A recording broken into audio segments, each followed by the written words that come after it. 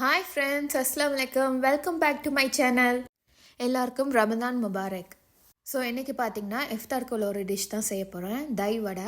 So எப்படி செய்கிறதுன்னு பார்க்கலாம் வாங்க.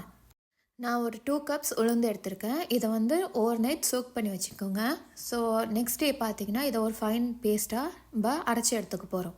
இப்போது இந்த பேட்டரில் நம்ம சால்ட், அப்புறம் ரெட் சில்லி பவுடர், அப்புறம் குமின் பவுடர், இது மூணே நல்லா மிக்ஸ் பண்ணி வச்சுக்க போகிறோம். இப்போது ஒரு பேனில் நம்ம 4 to 5 ரெட் சில்லிஸ் எடுத்திருக்கேன், 3 ஸ்பூன்ஸ் குமின் சீட் எடுத்திருக்கேன், 2 ஸ்பூன்ஸ் கொரியாண்டர் எடுத்திருக்கேன். இதை இப்போ நல்லா நம்ம ட்ரை ரோஸ்ட் பண்ணிக்கணும். நல்லா வறுத்துட்டு நம்ம ஒரு கிரைண்டில் போட்டு நல்லா இது மாதிரி குறைன்னு அரைச்சி வச்சுக்க போகிறோம். இப்போது ஒரு பேனில் நான் ஆயில் ஆட் பண்ணியிருக்கேன். இது நல்லா சூடாகணும். தர 1 ஸ்பூன் அளவுக்கு மாவு எடுத்து இதில் ஆட் பண்ண போகிறேன்.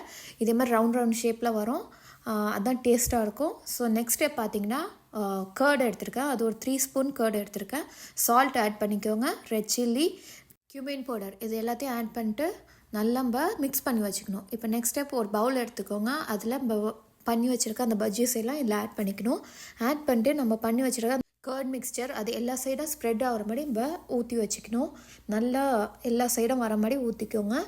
நெக்ஸ்ட் டே பார்த்தீங்கன்னா நம்ம பண்ணி வச்சுருக்க அந்த ட்ரை ரோஸ்ட் அதை இது மேலே நல்லா எல்லா சைட்லேயும் தூவிக்கோங்க.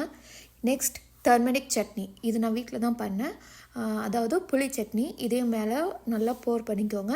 இவ்வளோ தாங்க. இப்போது இது ஒரு சூப்பரான டிஷ். இஃப்தாருக்கு இது ஒரு நல்ல சூப்பர் டிஷ். நீங்கள் ட்ரை பண்ணி பாருங்கள். இதை வந்து ஃப்ரிட்ஜில் வச்சு நல்லா சர்வ் பண்ணுங்கள். கூலாக சூப்பராக இருக்கும். இதே மாதிரி இன்னும் நிறைய வீடியோஸ் பார்க்க என் சேனலை சப்ஸ்கிரைப் பண்ணுங்கள், லைக் பண்ணுங்கள், ஷேர் பண்ணுங்கள், கமெண்ட் பண்ணுங்கள். தேங்க்யூ.